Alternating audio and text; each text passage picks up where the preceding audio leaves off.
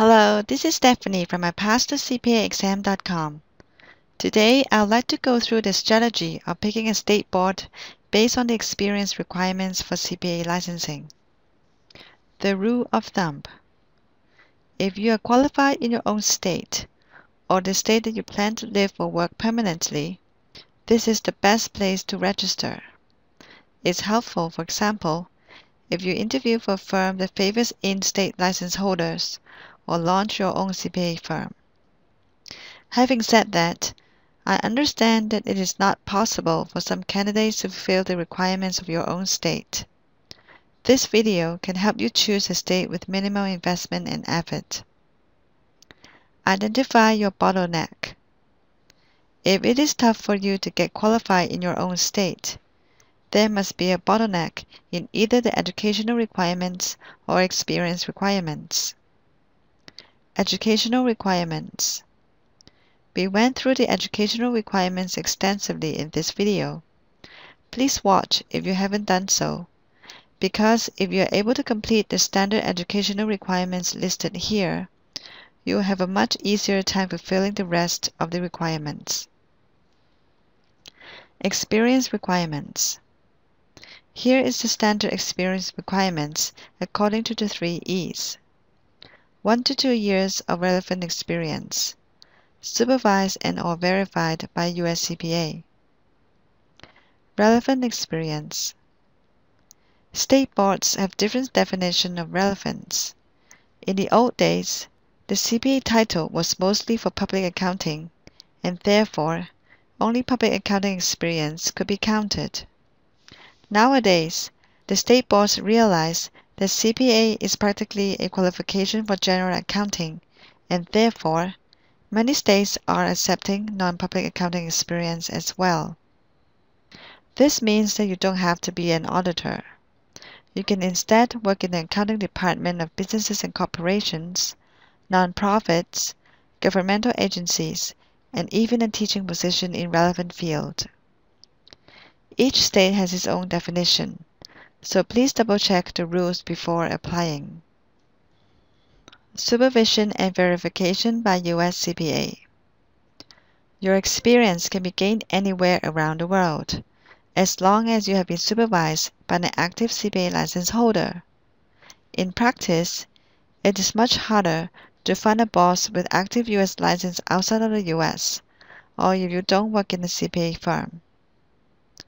Some states, such as New Hampshire, allow your experience to be supervised and verified by a CPA equivalent.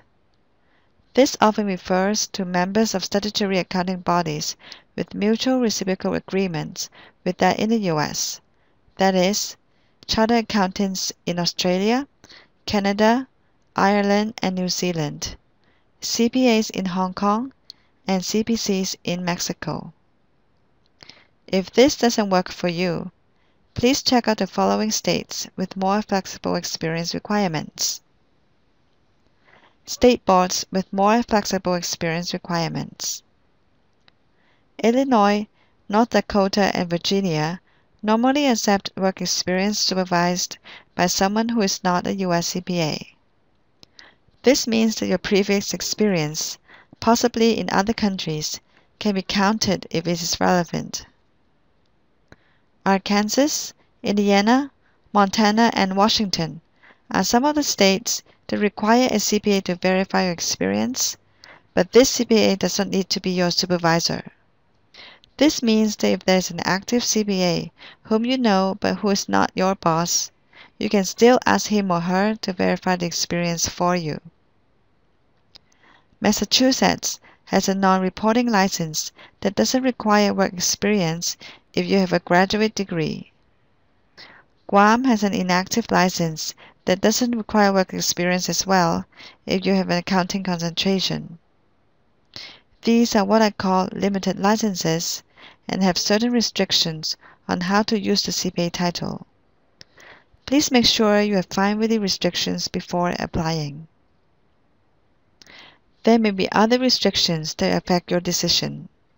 For example, if you don't have a Social Security number, you cannot apply for certain states, such as Arkansas, Indiana, and Virginia. One common question. This is one of the most frequently asked questions. Can I take the exam based on some favorable exam requirements in one state? Then, after passing the exam, transfer the exam credit to another state with more favorable experience requirements? The answer is generally no, since this is pretty much gaming the system. Many state boards discourage this practice by stating that you should fulfill the exam requirements before taking the exam. In other words, these states will not accept your exam credit transfer unless you have completed the educational requirements beforehand. If you plan to sort things out at the end using exam credit transfer, please think again. It is much easier to pave a way that works all the way through the licensing process. In summary, on experience requirements, you don't have to work in public accounting or work in the US, but you have to work under a US CPA or equivalent, and your board's license must be in active status. You may be able to transfer your exam credit to another state with more flexible experience requirement, but there is a risk that the state board does not accept this transfer. There are a few states that have more flexible experience requirements, and we went through some of them in this video. I hope this video gives you an overview of the CPA experience requirements and its impact on how you can choose a state board at the beginning of a CPA journey. If you have any question on your own situation, please drop me a note below. You may also want to subscribe to my YouTube channel for more information on the application process and the exam. Thanks for watching, and see you in the next video.